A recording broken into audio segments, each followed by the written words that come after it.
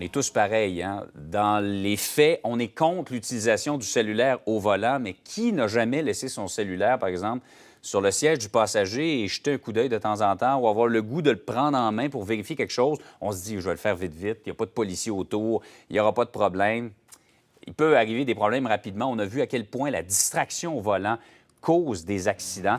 Et on vous présente ce matin un nouveau dispositif. En fait, depuis quelques mois, il est installé dans des véhicules et c'est particulièrement ingénieux parce que quand vous l'installez, bien, vous mettez votre téléphone dedans et on oublie ça pendant tout le temps que vous êtes au volant. Vous ne pourrez pas vous en servir de votre téléphone cellulaire. C'est le BlockLock. Vous le voyez, comment il est installé sur le tableau de bord de ce véhicule. On en parle avec son concepteur, Martin Bissonnette, DG de NECA Solutions. Bonjour, M. Bissonnette. Bonjour, M. Guérin. Je l'ai en main, là, on le voit ici. Je vais juste installer le téléphone dedans. Donc, j'installe ça, je rentre mon téléphone à l'intérieur, comme ça ici, et il est branché, je le vois, avec un fil à votre véhicule. Oui, c'est assez simple, c'est 12 volts.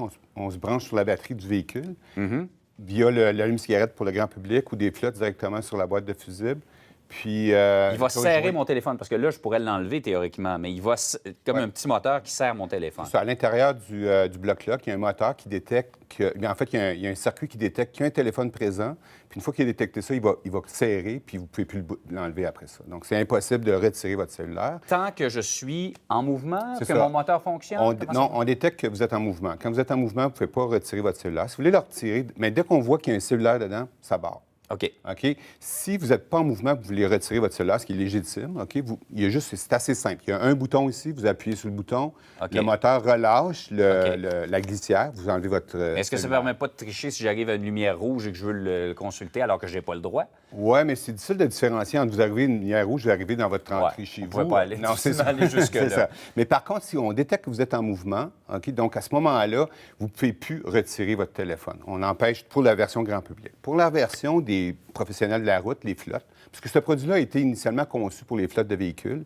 Donc, pour les professionnels de la route, des fois, ils ont des urgences, ils voient un accident, ils sont sous métropolitain, ils doivent absolument appeler. À ce moment-là, on leur demande de peser sur le bouton ici quand il est en mouvement pendant 4 secondes. Donc, consciemment, ils savent que c'est illégal, mais il y a une urgence. Alors, à ce moment-là, ils peuvent le faire. Et pour ce qui est des flottes, ça permet aux propriétaires de ces flottes-là de vérifier le comportement sécuritaire de leurs chauffeurs sur la route. C'est ça. Ça, c'est la grande innovation de ce produit-là, c'est que c'est connecté en temps réel avec les gestionnaires des flottes de véhicules. Donc, toutes les flottes de véhicules ont des politiques de zéro texto.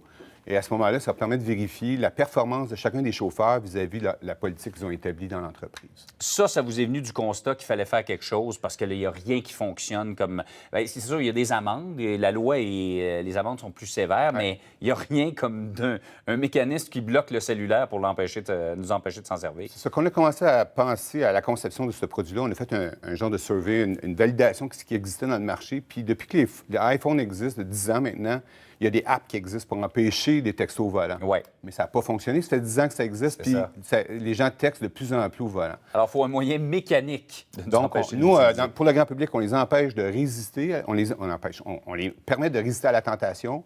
Puis pour les flottes de véhicules, bien, il y a une notion d'autorité. On envoie l'information au gestionnaire de la flotte. Puis là, ça devient un outil de gestion pour la flotte de véhicules. Alors, c'est un pensée bien. 2 petites questions très, très rapides. Il nous reste presque plus de temps. Ça coûte combien? Ça dépend de quel marché. Grand public, autour de 200 $. La version connectée, plus dispendieuse, ça dépend du volume que les gens vont acheter, mais autour de 250 $. Et ça pourrait nous valoir peut-être des diminutions de primes d'assurance? On est en pourparlers avec des compagnies d'assurance actuellement, mais il n'y a rien de spécifique. Ils attendent des résultats pour pouvoir agir. Bien, M. Bissonnette, merci beaucoup d'être venu nous présenter ça. C'était un plaisir. Bonne journée. Merci.